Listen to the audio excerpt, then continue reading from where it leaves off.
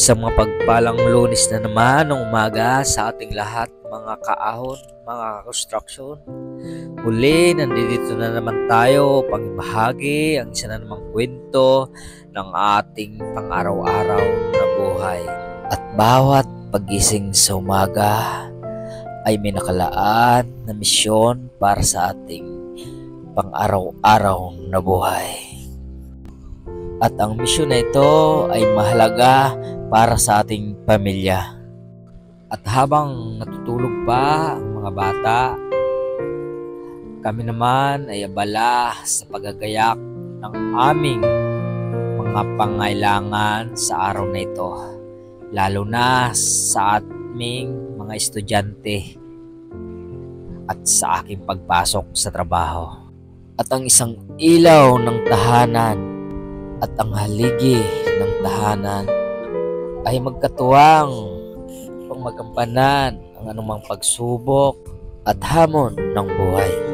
At kailangan natin magsumikap at magsakripisyo dahil sa panahong ito ay panahon na naman ng pagbibigayan, panahon na naman ng pagmamahalan, at kailangan natin maging matatag, malakas para makayanan ang lahat ng pagsubok na dumarating sa ating buhay.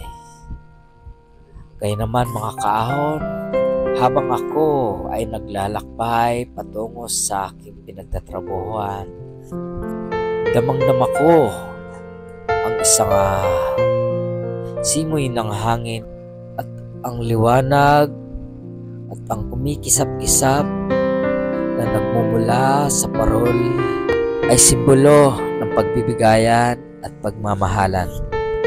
At habang pinagmamasdan ko ang liwanag na nagmumula sa mga parol,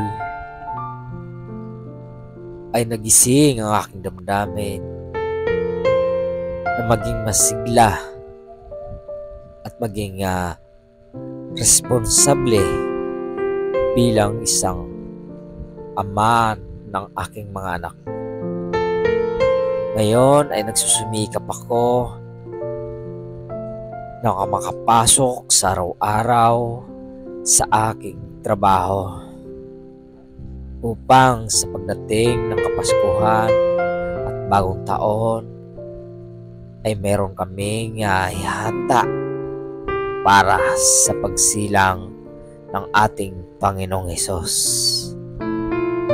Kaya naman mga kaahon, mga construction, maging matatag tayo sa lahat ng hamon ng buhay.